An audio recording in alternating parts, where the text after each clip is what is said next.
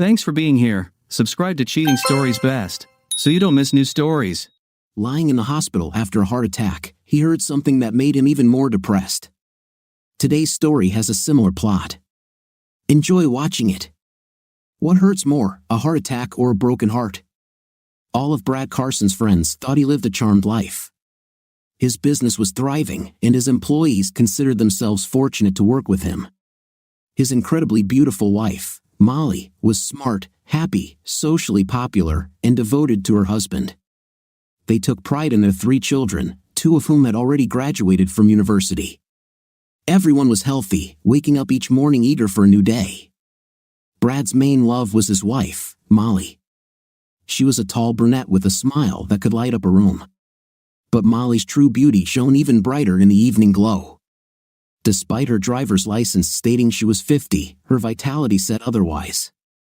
Even after having 3 children, she retained her striking figure, and Brad cherished their affectionate moments together.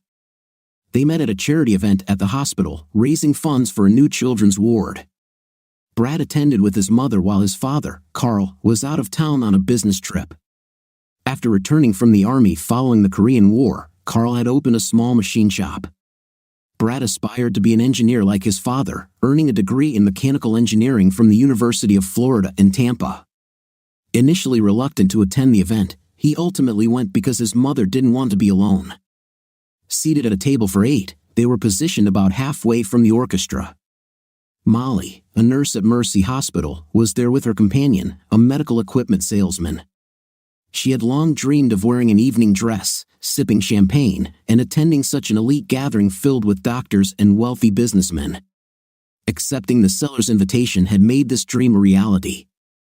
However, when her date became increasingly drunk, Molly glanced across the table and silently pleaded for someone to dance with her. Noticing Molly's discomfort, Brad's mother nudged him and winked, encouraging him to approach her. Without hesitation, Brad stood up and offered his hand to Molly. "I'm so grateful to you for saving me," she said, relief evident in her voice. "I shouldn't have gone with him, but I dreamed of attending this event. It's every girl's wish to dance with a charming man at a place like this." With a smile, Brad replied, "I'm happy to help make your night unforgettable. If you're open to it, I'd love to take you out to dinner and dancing this Saturday." Molly raised an eyebrow. "I don't have a date right now, but I'll be available if the right person asks." Brad insisted, "I really want to take you out." They danced together, both fast and slow, before returning to the table for a drink. The drunk salesman muttered something about needing to use the restroom but never returned. Brad's mother remarked, "I think he's decided to call it a night. Some neighbors are here, so I'll ask them for a ride home." "Brad, I believe you'll be escorting this lovely nurse home." Brad replied with a grin, "Yes, Mom," and winked at Molly, who laughed. Molly introduced him to her fellow nurses, and they spent the rest of the evening together. The girls were thrilled that Molly had traded her inebriated companion for a handsome local businessman. This marked the beginning of their relationship, which blossomed from kissing and tenderness to deeper intimacy on Saturday nights. Brad felt incredibly fortunate. Molly was not only intelligent and humorous but also everything he desired in a partner. Though not a virgin, she was selective, having not been with every man in the city. Eventually, it was time for Brad to meet the parents. Molly was already dating him, and when she introduced him to her family, her father's eyes sparkled with approval. 2 years after graduating from university and a year of courtship, they married in her hometown of Fort Lauderdale.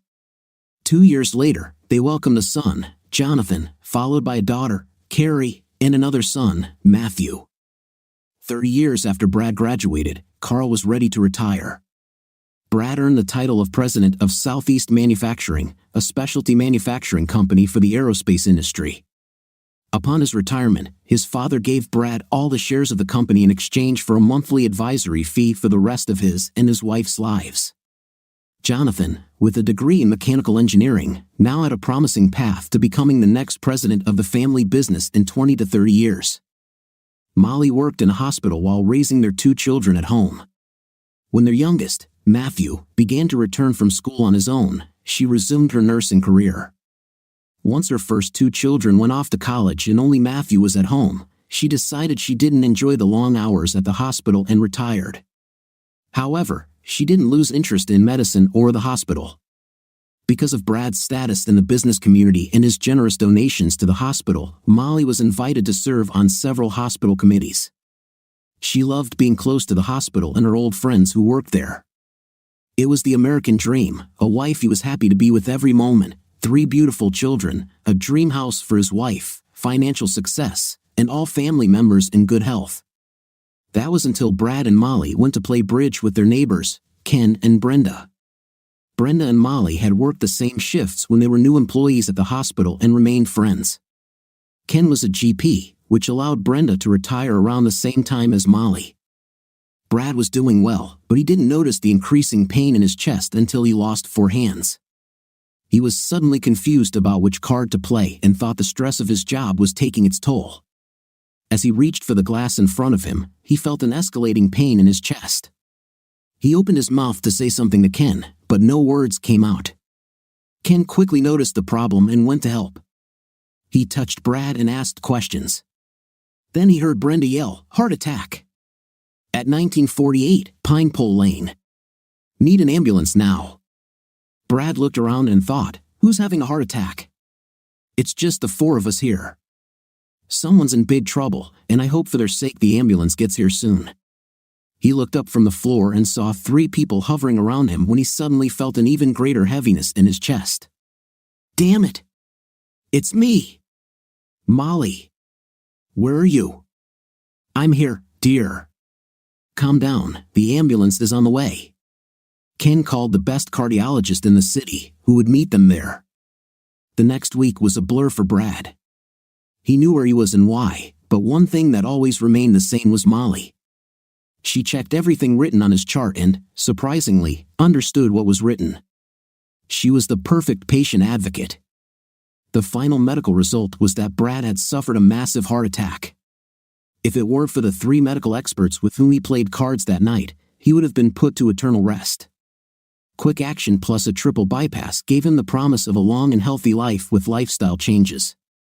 Molly became the captain of a ship navigating Brad's new lifestyle, lots of rest, no emotional stress, slow walks around the area, and no strenuous exercise. His nurse wife held his hand as she explained the last item on the "you don't" list for Brad's full recovery. "Honey, we will both have to change our intimate lives for a few months. I will miss the energy and physical activity that drove me crazy. We will have to be very gentle in our expressions of love, but only for a few months. You are strong, man, I believe in it. In the meantime, we will limit ourselves to tender and loving caresses. I love you deeply and will be by your side while we overcome this test. Love will be especially wonderful when my main man is back between my feet." Brad knew what the rules would be. He had friends and business associates with the same diagnosis. He didn't like it, but the alternative was to give up night forever in a solitary box underground. It was an easy choice. For the first 4 months, Brad was the ideal patient, no complaining, no whining, and no breaking the rules. Molly was a positive force in restoring Brad to a healthy and happy life. The only thing that bothered him was how Molly was coping with their abstinence. She had always used an intimate toy as a substitute during his business trips, and they even played together when they were in the mood.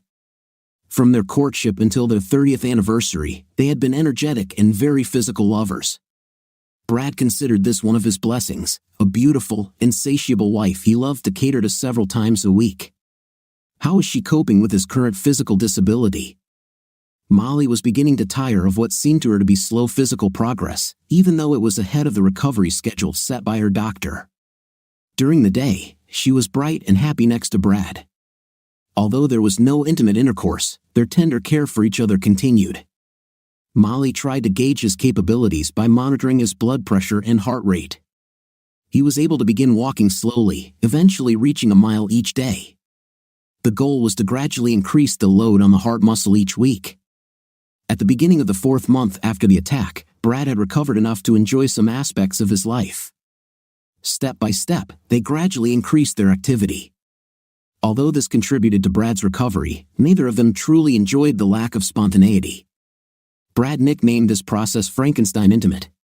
When Molly turned off the monitor, she lovingly said, "Soon, darling. Soon." With Brad's condition improving, Molly could leave him alone to run errands and resume the social activities she enjoyed. After a good night's sleep, one morning, Brad heard the phone ring, and Molly answered, "Hi, Carrie." This revived Brad, as he loved communicating with his cheerful, resilient, freedom-loving daughter. He trudged down the corridor and approached Molly, who was talking on the phone. He heard Molly say, "Oh yeah, your dad is getting better every day. At least that's what the doctors say because they see him every week. I can't see it that way, but he's much better than when we took him home." There was silence in the room until Molly began to speak again. "Yes, my therapist is working very well. I am very pleased with the results. Of course, he is not at all the same lover your father was and maybe soon will be again. No one rocked my world like your father, so I told Eric that this was temporary and once Brad regained his strength, I wouldn't need his services anymore." Muffled sounds from the phone, then, "Yeah, I know he won't be able to do me like he used to, but it'll take time to get his stamina back. So yeah, Eric will probably be doing some work on call instead of the usual twice a week." "Yes, dear, twice a week. It's still less than I'm used to." At that point, Brad could no longer stand in the corridor. He had to sit down to avoid falling. The love of his life had cheated on him with another man. How could she? Am I really that unimportant? His head was spinning, almost as if he were having a heart attack. He desperately began the breathing exercises his doctor had taught him for stressful moments. Speaking of stress, Molly heard Brad stagger toward the chair and drop the phone to run to him as quickly as possible. She supported him so he didn't fall to the floor. He deliberately took large, smooth, regular inhalations and exhalations. He took a deep breath and, as he exhaled, looked at Molly, saying, "Cheater. Inhale, exhale. Cheater. Inhale, exhale. Cheater." In a panic, she interrupted her phone conversation with Carrie and dialed 911 for an ambulance. The rescue team loaded him into the vehicle and connected him to oxygen. Molly tried to climb into the back of the ambulance with him, but due to his violent reaction, the rescue doctors told her to stay behind. The same thing happened in the hospital. Molly was not allowed to enter the room. Several hours passed before Brad's doctor came out to see her. Molly, who had almost bitten all her nails while blaming herself for causing another heart attack, asked, "Doctor, how is he?" "He is stable now." The cause of the reaction was not a heart attack, it was emotional stress. In his weakened state, the strain was too great, and he shut down. Whatever it was, it had to do with you. He absolutely doesn't want to see you in his room today. We'll see how he is tomorrow. I fully expect him to be discharged then. Please go home and rest before you become my next patient." Molly looked like an unhappy puppy as she walked to her car. What had caused this reaction? Then it dawned on her, he must have overheard her conversation with Carrie about replacing Intim with Eric. She hoped that her meetings with a therapist would remain a secret. After all, their nightlife was just between the two of them, no one else was involved, except Carrie, of course. It was no one's business what she did with her body. Since she wasn't getting as much Intim as she needed, it was no wonder he fainted. She realized that her husband trusted her completely. He never asked questions that might hint he suspected her of lying or cheating. He wasn't ready to hear a conversation with Carrie about her lover, Eric. Before she went to Europe for a month a few years ago, he teased her that she would miss his caresses. She just laughed it off, saying, "Start your cardio before I leave, because when I get back, I'll haunt you for days." Luckily, upon her return, she didn't have to lie to him about the Italian men she had slept with that month. She didn't lie, but he never asked. The same thing happened during his illness. The next morning, his friend Dr. Ken came to see Brad. Ken talked to the emergency room doctor and felt he needed to be there for Brad. "Hey, Brad, you gave us a scare yesterday. I'm glad your heart wasn't the main cause, but the stress you were under could have led to another heart attack. Would you like me to prescribe some sedatives to help with your anxiety?" "No, Ken, it's not the event that bothered me so much, but a fact that suddenly came to light. Now that I understand my still hidden problem, I think I can deal with it. I appreciate your offer, and maybe I'll need some counseling later." "Okay, of course, Brad. No problem. I'm heading back to the office." Do you want a ride home, or are you waiting for Molly? No, Molly isn't coming to take me home. This was said with more bitterness than Ken expected. His medical friend began to realize that Molly was the cause of Brad's stress attack. Ken deliberately avoided any topic that might cause further stress during the drive home. He helped Brad to the couch in the family room and was surprised that Molly was not with her husband. Brad didn't mind having a few hours alone before confronting her. He wrote down a few things he wanted to tell her. He planned to get to the bottom of the problem in a few days. Right now, he just wanted to rest rather than throw himself into the burning dumpster he knew was coming. When Molly arrived, she dropped the groceries and ran to Brad. The look of pain in his eyes and the obvious discomfort on his face stopped her in her tracks, like a dog suddenly pulled on its leash. Brad, I'm so sorry. Shut up. I don't want to hear a word about what you discussed with Carrie. I need to rest, clear my head, and calm down. But Brad. Shut up. Did I make myself clear, or are you trying to kill me? No, Brad, I'm just so happy you're back home. I want a long life with you. I can't live without you. If you love me so much, bring me a glass of water. I need to empty my stomach of this terrible hospital food. Will you make me dinner? It's already 6 p.m. The evening was very quiet as Molly tiptoed around, trying not to broach the subject of her apparent infidelity with her clearly upset husband. After 2 hours of watching two uninspiring NFL football teams, he went to bed. For the first time in his life, he went to bed without kissing Molly goodnight. He walked into the master bedroom and turned off all the alarms, thinking that this would help him sleep. After a while, he felt his wife slide into bed without anything. She hugged him. Don't, he told her, asking her to remove any connection to his skin. It was hard enough for him to sleep, let alone feel her silently crying. He thought that if she didn't like the new state of things, she could go to the guest room. 2 days later, he said, let's talk after breakfast. Do you agree? After cleaning up their heart-healthy breakfast, she sat on the edge of the kitchen table, awaiting the worst conversation of her life. Brad silently entered the room, sat down opposite her, and put a tablet and pen on the table. Molly, I want you to tell me what's going on in your own words regarding what I heard from your phone conversation with Carrie. I only heard one side, and it seems like you've been cheating on me for a while now. I want to know the whole story from beginning to end. Do you understand? The quiet yes was so faint that he barely heard it.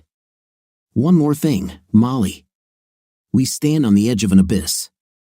Our family can be restored or destroyed depending on what you tell me. To me, the truth is as important as loyalty. Don't try to lie or leave out important points thinking that you're saving or protecting me. If I discover that you are lying or hiding facts about your behavior, I will immediately begin divorce proceedings. Do you understand? Yes. Now, I'll give you a chance to tell me what happened without interruption. This is your only chance to lay it all out. To determine what happens next, I need this tablet so I can write down my questions for you after you're done. Now it's your turn to speak. Brad, I'm so sorry that you heard part of my conversation with Carrie. Your reaction is understandable. What's worse is that this happened while you were recovering so well from a heart attack. Thank you for not throwing me out on the street, but for giving me the opportunity to explain my position. That's why I love you so much. My story begins 3 years ago. After many games of tennis, I had strained muscles and ligaments. I was sitting on the bench, almost crying from pain and my inability to play, when a man 10 years younger than me approached and asked if I was okay. I explained my problem, and he said he was a physical therapist and maybe he could help me. At first, I thought he just wanted to touch my butt and legs. He handed me his business card and suggested I go to his first aid tent, where he could work with me in the presence of paramedics. Molly continued, within half an hour, my back felt much better, and I was able to complete the tournament. He has an office in South Tampa, and I went to him several times to make sure my back didn't let me down. We never had anything close to intimate, it was always a professional doctor-patient relationship. I enjoyed his company, but I didn't even kiss or hug him. Everything changed after your heart attack, Brad. I was in a terrible state, both mentally and physically. When you were so close to death, I didn't know what to do without you. We always had a physically intense, intimate relationship, I never had such great night. Here we are in our 50s, and I feel like we're still in our honeymoon. You've created certain expectations for me about intim every week, and now it's on pause while you recover. During a physical therapy session, he noticed how tight all my muscles were and that they needed attention. I told him about your condition and how much I missed making love with you. He moved away from me, opened a drawer, and showed me a booklet called Night in Physiotherapy. He said that my problem was not uncommon, especially among couples who were intimacy active. He suggested that I take the book home, read it, and come to the office if I wanted to continue in this direction. The book began with stages of activity, at first, just hugs and kisses, then light kisses between both partners. During the next session, I asked him to use his skillful hands to please me. He agreed, but said it wouldn't be quick or rushed. We spent an hour in dim lights and soft music, hugging and kissing each other. Then I was just a puddle as we lay together, dozing and holding hands like long-awaited lovers. This activity started a few months ago while you were still in the hospital. I know you don't want to hear this, Brad, but you said you wanted to know everything. Even though it sounds like the most erotic thing I've ever done, it's not. I cried all the way to the car. I didn't love him, he was just a man with talent. I cried because I wanted it to be you. Over the next few weeks, we moved on to real night. He knew that I would only go to him until you recovered, and he said he would be happy to let me have you. It was just working with another patient. In fact, each time he gave me a form to sign confirming that I received treatment that day. He called it treatment, Brad. It was only temporary until you recovered. I didn't want to be one of those middle-aged wives who didn't want intimate with her husband anymore. I want to continue enjoying love with you. Darling, I ask for your forgiveness and am ready to answer any questions you may have. Brad had already written down a few points, but now he had even more questions. First of all, Molly, who is this man? I don't see the need to mention his name since all the shame lies with me, not with him. Okay, Molly. I think that's it. I have just enough time to get to a lawyer and start the divorce process. As he stood up to leave, she jumped up and pleaded, "It's Eric. Eric Adams from Bradenton, Florida." Thank you, Molly, but I'm not going to argue every point. If you do, I'll leave. Did he use a protection when he had you? Brad, you know I don't like that kind of language, and I don't like it when some creep touches my wife, so answer the question. She lowered her head and said, no, because he said that he was clean and very careful about the cleanliness of his body. Did you please him? Very quietly, she answered, yes. Shitty and stupid, was his response. If I could have a night with you in the future but not satisfy you, would you continue the treatments with your lover? I thought about it but didn't make a decision. It was possible, I guess, but I didn't plan anything specific other than to stop it when we could have intim again. Molly, you mentioned that you want to keep your Ferrari as intimacy active. Have you considered that your Ferrari might be thrown out of a nice garage and left in a dark alley if you continue to have intimate with it?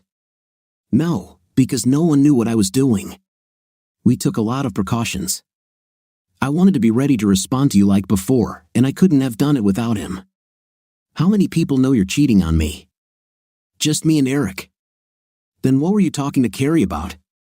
Time for another lie to catch you? Oh yes, Carrie and I discussed it before I started the more intimate treatment. She thought it was a good idea and that you wouldn't mind. She reminded me that I am the owner of my body. I should have the right to make all the decisions regarding what to do with it. She supported my decision. She later called and said that her brothers also thought it would be good for both of us in the long run. So now the cheating support group has grown from you and Eric to our 3 kids. That's 5 people, and Jonathan and Carrie told their spouses, so it's probably 7 now. Molly could only shrug at his comment. She asked, can I give an analogy to our situation that I read in a brochure? It's a story about an NFL player. He was the team's leading running back until he got injured, ending the season but missing 4 games. The second player came in and played okay, but when the first one was ready, he replaced the second one. The first one doesn't hate the second one for replacing him, it's part of life. I think there are some similarities. Interesting story.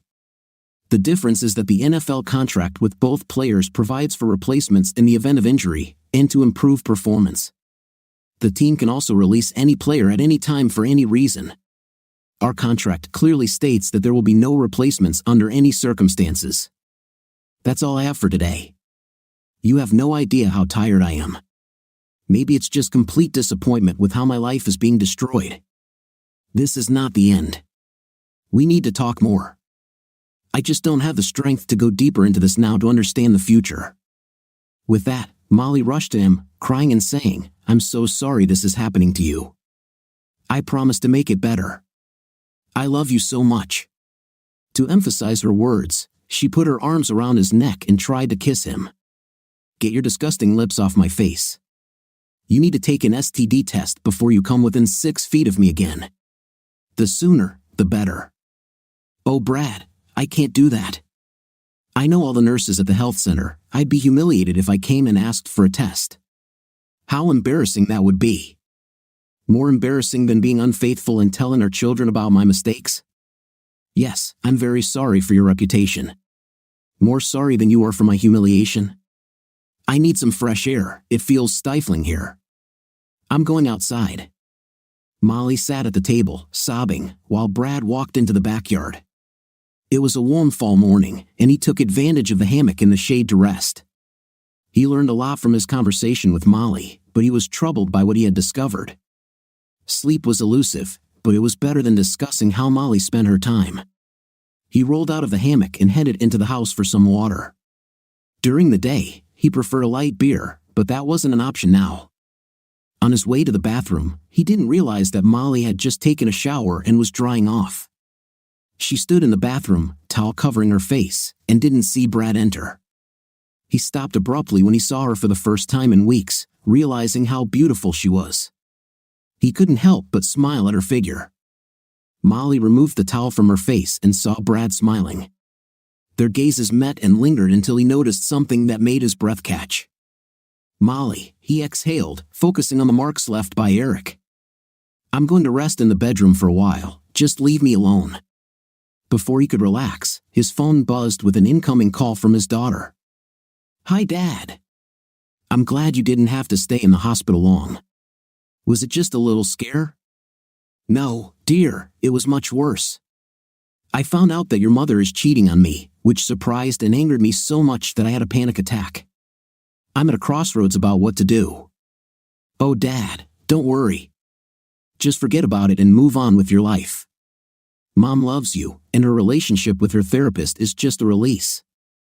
It was a mess while you were in the hospital, but haven't you noticed how much less stressed she's been since? My friends and I talked about it and agree she did the right thing for herself. The most important thing is that it helps you both love each other even more. She doesn't complain. We thought it was almost a polyamorous relationship, just without your approval.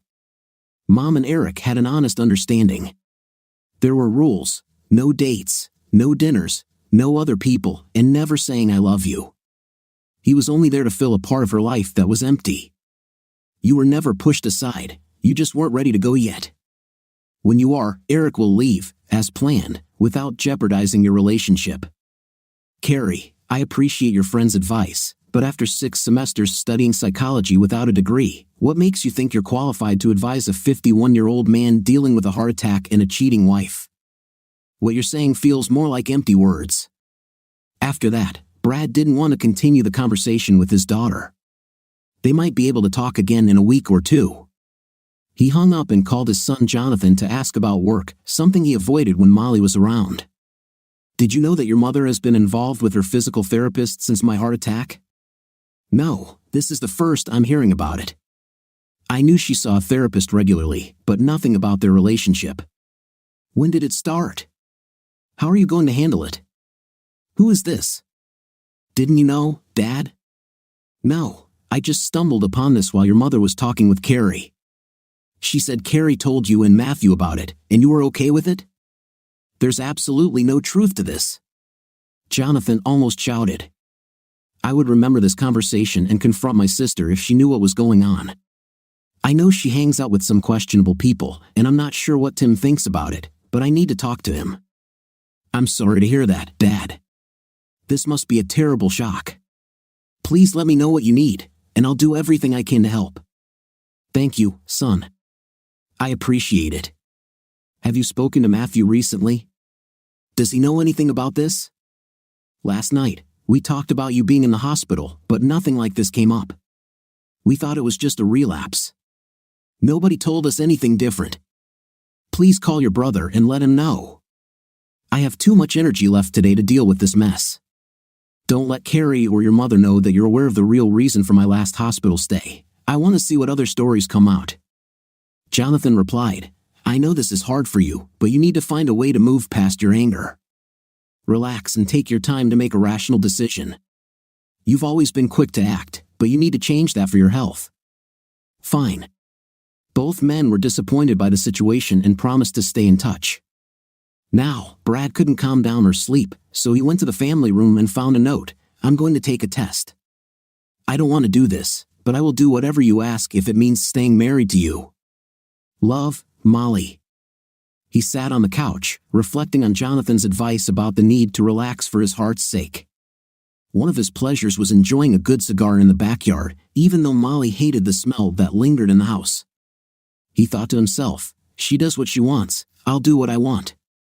Sitting on the couch, he lit a cigar, which was high on Molly's list of things not to do. Yes, smoking is bad for health, but it didn't compare to the pain of betrayal. He decided a sip of his favorite single malt scotch wouldn't hurt either. Turning on Fox Sports Center helped take his mind off everything for a while. After about 65 minutes of relaxation, Molly walked in. What the hell was her first reaction to the smell of the cigar? Brad, you shouldn't smoke. And you shouldn't betray our marriage. It will ruin the curtains and carpet, you can't get the smell out. Indifferently, he replied, you know, Molly, there's some symbolism here. The smoke ruined the carpet, so we threw it away.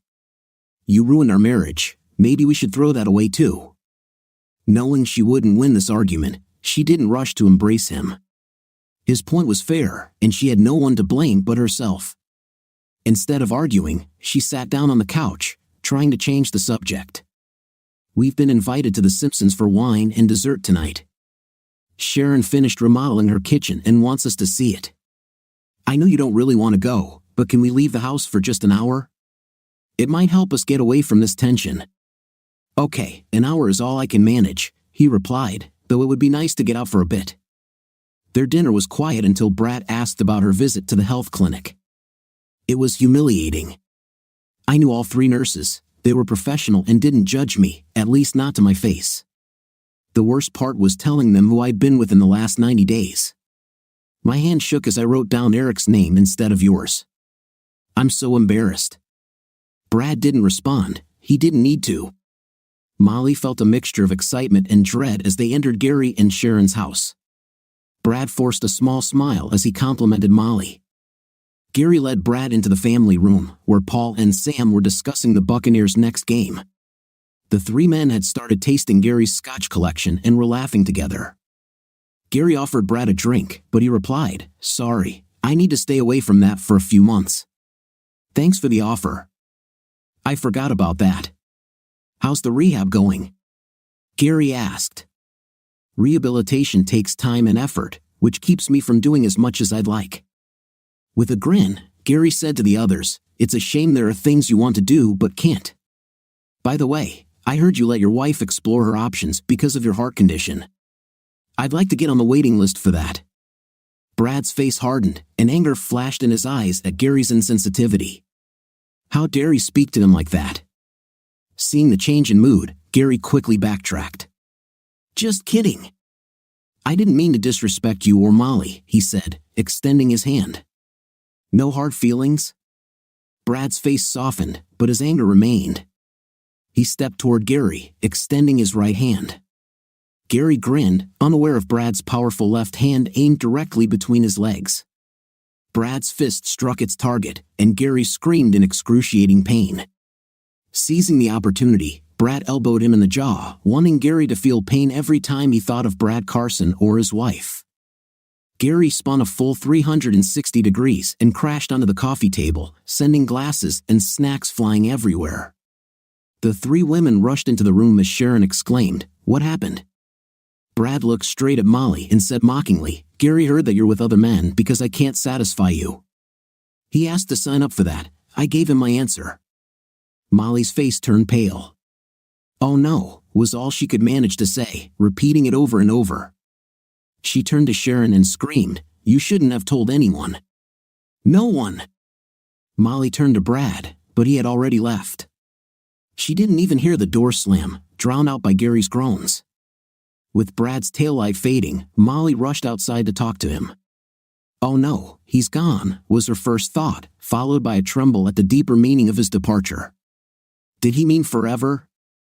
Taking a deep breath to reduce his stress, Brad reached his driveway. In situations like this, his therapist would tell him to go to his happy place. He recalled this advice and decided he might need it. He headed toward the fortress, his happy place. Entering the house, he gathered several changes of clothes, a laptop, and a basket of medication before getting back into the car. The fortress was located in a new light industrial area on the east side of Interstate 75, away from potential hurricane storms. It was advertised as an executive man cave, surrounded by an intimidating fence and equipped with a powerful electronic entry system. The building housed 6 individual units, each with roll-up garage doors and steel doors. Brad used the remote to open the overhead door and entered his large room. His space was 1,500 square feet with a concrete floor, a small bedroom, a bathroom with a shower, and a kitchen. The focal point was a large area with sofas, armchairs, and tables surrounding a 72-inch TV mounted on the wall. Posters, flags, and symbols of the Florida Gators and Tampa Bay Buccaneers adorned the concrete walls, while the posters of women on the back of the football posters changed depending on who was visiting. The centerpiece of his retreat was a silver 1999 Mercedes L500 Roadster, his pride and joy, which stood nose to nose with the Lexus he had just escaped from with Molly. He thought he might want to check the numerous messages that had been making his phone buzz like a swarm of angry bees for the last half hour. For the first time in 2 days, he smiled at the thought of Molly. Their time together had been good, but times change. As an engineer by education and inclination, he appreciated order. There was a whiteboard on the wall for keeping track of bets, wagers, and sports scores, which he thought would come in handy. He cleared the whiteboard of past results from before his heart attack. It felt like a decade ago when he was a vibrant man with a faithful wife, though only 3 days had passed. He renamed the board Molly's Numbers, with 4 columns titled Forgive Me, I Love You, Please Forgive Me, I'll Do Whatever It Takes, and blah blah blah. The last column was how many, which was an increasing number starting from 2, Eric and Molly. Then came the 3 children and their spouses, bringing the total to 7. 3 of Carl's friends and nurses from the hospital added 6 more, while 3 couples from that evening brought the total to 19. He couldn't help but reflect on how much more he wished he didn't know. He chuckled as he noticed many of the phrases from the cheater's handbook appearing in Molly's texts and calls. The more people cheat, the more all the excuses start to sound the same. He began counting from that evening. Forgive me was 9, I love you was 15, please forgive me was 8, whatever it takes was 12, blah blah blah was 1, and the number in the last column continued to rise. He was glad Molly had been discreet about her affair with the best lover in the world. Yes, right. Pandora, play Frank Sinatra, he said, selecting the music he wanted to hear as he put away his clothes and took his evening medications. He felt like a strong man who lived life on his own terms, despite the painful relationships he had endured. The next morning, he woke up rested and calm, though calm was not the word to describe his phone. The good thing about the whiteboard was that it made it easy to erase and replace old numbers. While enjoying his morning coffee, he heard a knock on the door. He wondered how she had managed to get through the gate. When he looked through the peephole, all he saw was a police hat. He opened the door to find a young police officer and a female lieutenant. Are you Brad Carson? Yes, ma'am, that's me. Can we come in, Mr. Carson? Brad opened the door wider and invited the officers inside. It was hard not to notice the lieutenant's physical traits. She was blonde, tall, and had an attractive face, even without makeup. The officers quickly searched the man cave. I'm Lieutenant Pauls, and this is Officer Sullivan. Last night, your wife called the police station to issue a silver alert for you. She was concerned you might have had another heart attack while driving and couldn't get home. We don't issue missing person alerts without investigation, but after questioning her, we decided you might be here. How are you feeling, Mr. Carson? Do you need medical assistance? Brad chuckled and replied, I'm suffering from a broken heart, not a heart attack. My wife cheated on me while I was recovering from a heart attack 4 months ago. I just needed to get out of the house and reduce stress. Thanks for checking on me, Lieutenant Pauls said. Just doing our job. As she turned to leave, she remarked, Oh my God, is this a roadster? I love this car. What year is it? 1999, with only 92,000 miles. It's beautiful, Brad replied. It's not even half worn out, she exclaimed. Can I sit in it? Brad watched her graceful movements as she slid into the car. Her eyes sparkled with delight as she held the steering wheel, patting the dashboard. She sighed, stepping out of the Mercedes. Thank you for the pleasure of touching your car. That was fun, she said, handing him her business card. Call me if you need anything. I'm glad you're okay. From her actions, Brad realized he might soon need that card. He texted Molly, You didn't tell me what you did for 4 months. Why should I tell you what I'm doing? She replied. Later, he scheduled a meeting with his lawyer for mid-morning to make necessary arrangements with the bank and investment companies. After that, Brad calmly recounted his situation to his lawyer, Joe Smith. They had been friends and golf partners for many years. After laying out his story, Brad asked, Will divorce be as hard on my finances as it is on my heart? It's good that you've had solid legal advice for the last 15 years, Joe said with a grin. What we did before will protect you now. Remember that bad car accident? We put all your assets, except your house, into a trust. We were concerned that if something happened to you, the company would suffer due to taxes. I even had Molly sign an affidavit transferring her interests in your company into the trust. Now, the same goes for the divorce. We'll need to make some changes to the trust, though. You'll remain the trustee, but we'll change the beneficiary from Molly to you. She won't be mentioned in the trust anymore. Your son Jonathan will be the co-trustee, but his authority will only kick in after your death. We'll also update your will to reflect how you want the trust assets divided, 1/3 to Jonathan, 1/3 to Matthew, and 1/3 to a trust for Carl's children until their 25th birthday, with education costs covered from age 18. What do you want to do about Molly? Your house isn't part of the trust, and I'm not sure what you want to do with it. You'll probably have to pay spousal support for a while. What are your thoughts? The house is fine. I've funded her retirement every year. How much do you think I'll have to pay for spousal support? I don't know. We'll have to see what Molly and the judge think. Now we need to do some strategic planning. I assume you'll start closing and transferring accounts today. We also need to prepare and sign amended trust and will documents before filing for divorce. It's fortunate we created this trust years ago. You're in a good financial position. It's a pity your marriage didn't work out. After closing and transferring accounts, he stopped by the store to get supplies for his man cave. Since it was a beautiful fall day, he lifted the garage door to ventilate the space, looking forward to the weekend. The fortress had 6 buildings, and the parties there were always fun. Gas grills rolled out into driveways, water tanks filled with ice and beer.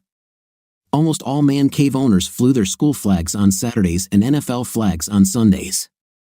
The Southeastern Conference games were the best times, with fans lively and full of energy. As he settled into his new phase of life, he felt optimistic about the time he would spend in his SL 500. It definitely attracted attention. Rolling his eyes, he noticed the numerous new texts and calls on his phone. Regardless of the source, almost all the messages revolved around the same topics as those on his whiteboard, and he saw no point in responding. One text was from Carrie, urging him to call her. Giving in to her request, he called, hoping it would go to voicemail, but no luck. Hi, Dad, Carrie greeted him. Carrie, he sighed. Dad, you need to call Mom. She's terrified, grief, anger, regret. She's afraid someone will find you dead from another heart attack. Can you please call her? Brad thought to himself, I guess I'll file this in the blah blah blah column. Okay, Carrie. What should I say? Molly, I'm sorry you were worried about me, But you didn't care enough to stay out of bed with someone else for 4 months, so why worry now that I'm getting better? Is that what you want me to say? Come on, Dad, she made a mistake. Can you forgive her? She had some fun with another guy. You're strong enough to ignore it. The likelihood that I'll forget this fun moment is very small. She slept with this guy over 40 times, whether in his office or at home. This is not a random event. She drove an hour to get to his place. This shows complete disrespect and lack of care for me. Why did you lie to your brothers and start this whole mess? I'm so disappointed in you. You stabbed me in the back at the worst moment of my life. My doctor tells me to avoid stress, and talking to you is pushing me over the edge. The last thing she heard from her father was the sound of the call disconnecting. She wondered if that was the last time for now or forever. Tears began to flow as she thought, Pandora, play Frank Sinatra. Brad spent the next couple of hours cleaning and dusting his SL500. Even though his man cave was closed, the car still needed attention.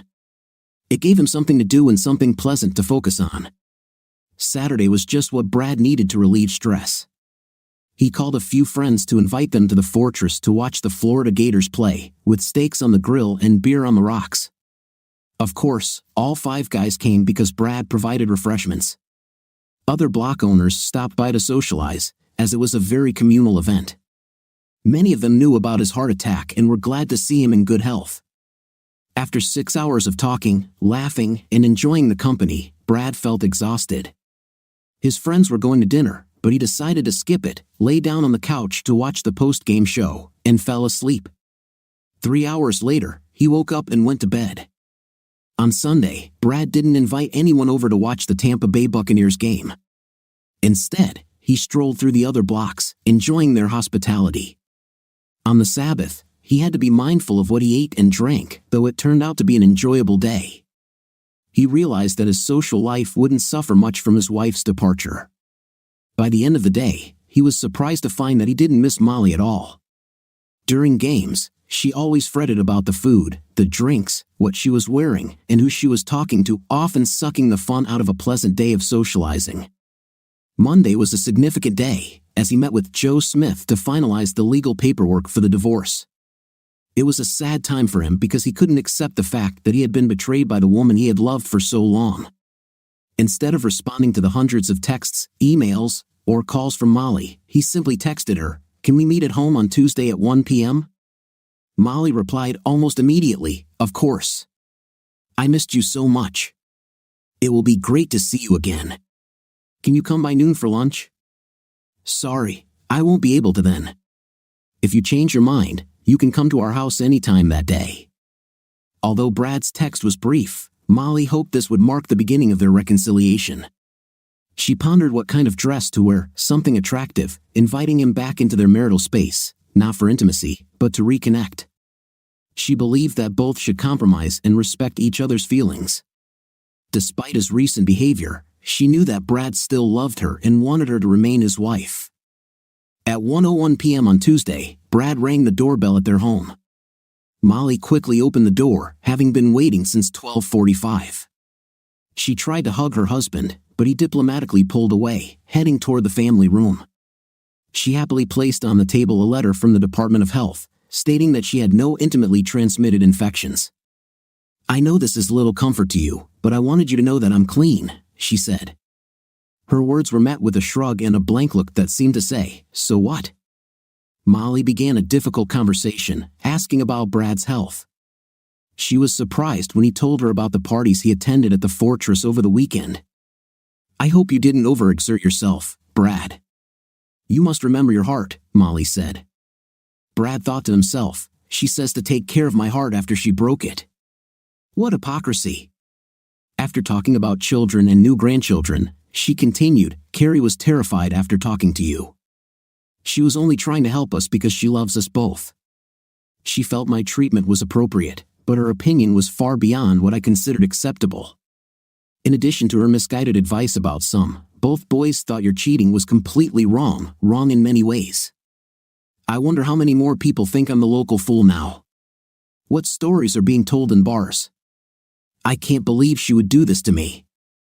I'm really sorry that you found out about this and that the story spread.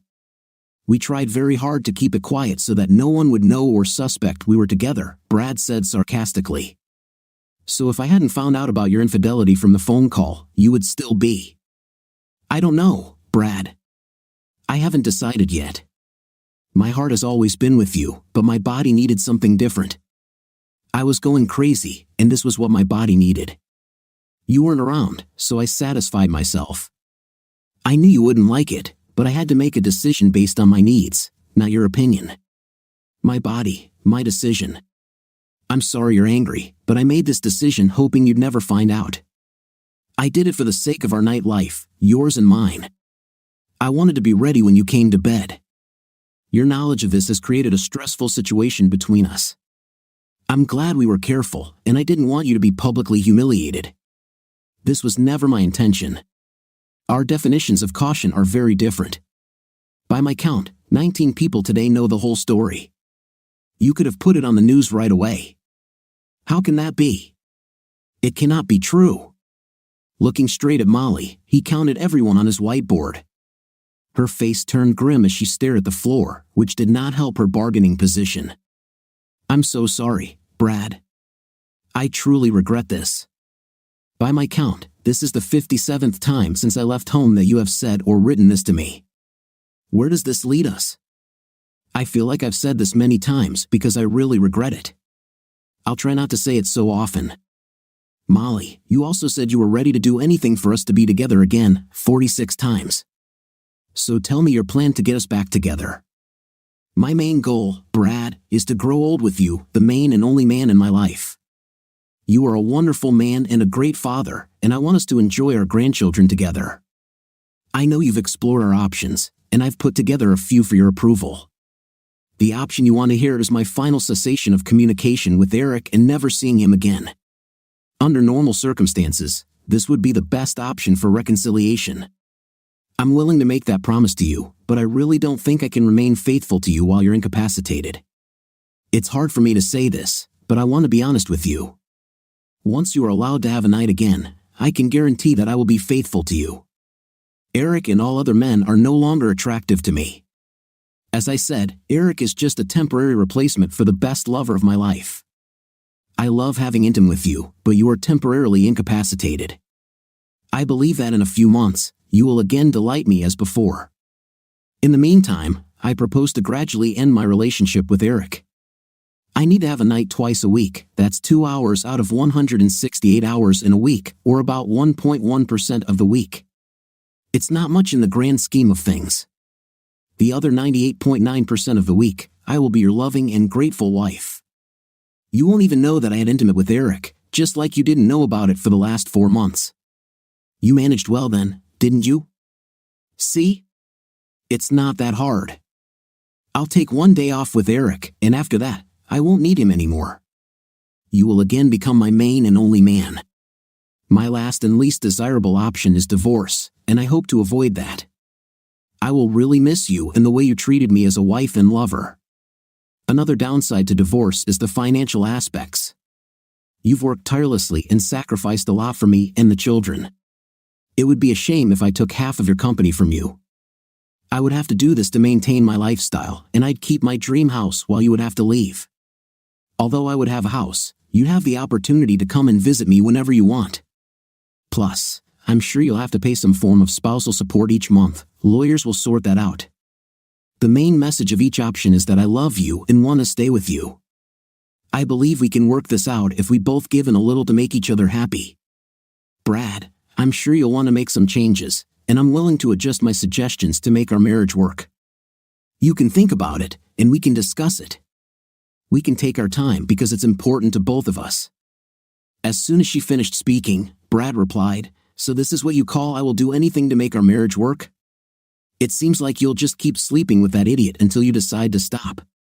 Molly said forcefully, "I absolutely hate that word, idiot. It's rude, vulgar, and unworthy of you to say that." Almost shouting, Brad retorted, "He raped the mother of my children, which makes him an idiot. So shut up with your moral superiority about my language, you hypocrite."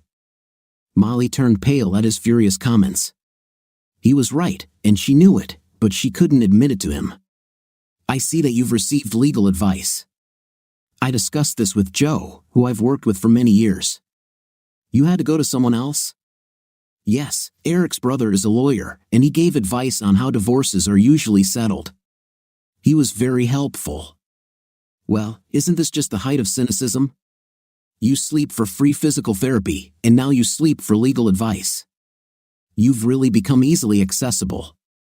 That scoundrel lawyer held the camera while you had a night, so you can remember your tender moments when I recover. Don't say that, Brad.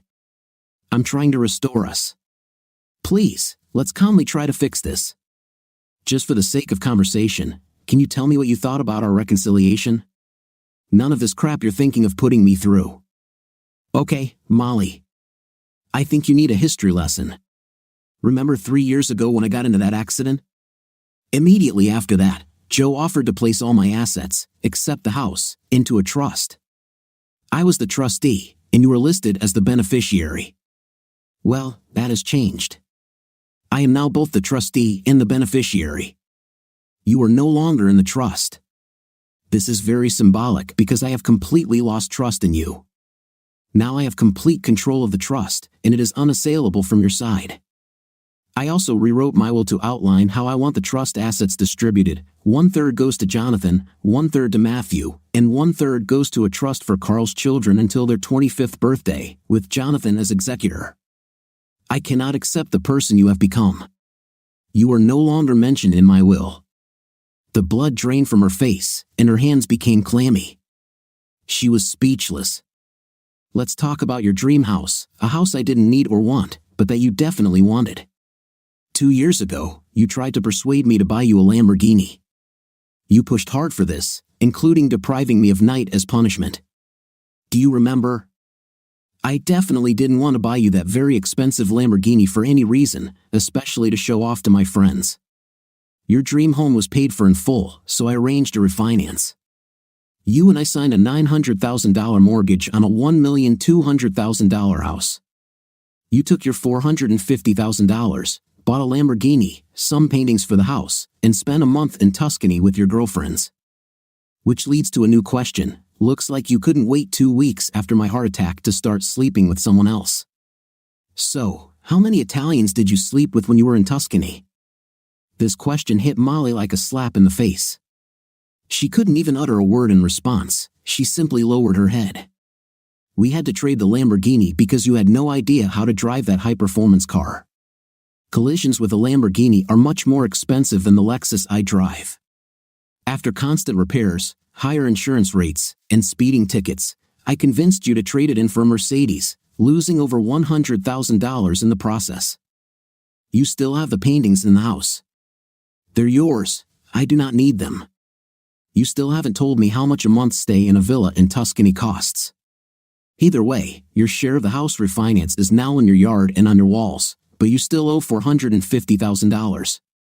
I took my $450,000 to buy my block in the fortress and invested the rest, which today has almost doubled in value. This is also not available to your lawyer. You can keep the house and stay in it as long as you make the payments. Good luck with that. Now, if you want to own the whole house and not just half, I will give you my half if you sign these documents within a week. Of course, you will then need to pay off my $450,000 mortgage. There will be no spousal support or alimony for you. I am disabled, unable to work, and have no clear medical advice on when I can return.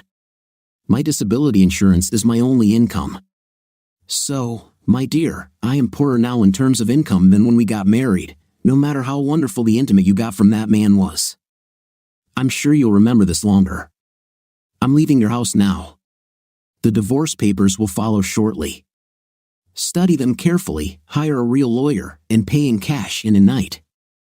Brad left the envelope with the divorce papers, walked quickly to the door, then turned and said, I had a heart attack that almost killed me. The pain and injury were terrible, but I'm getting better every day. It's nothing compared to how you broke my heart, something I'll never recover from, but I'll try damn hard.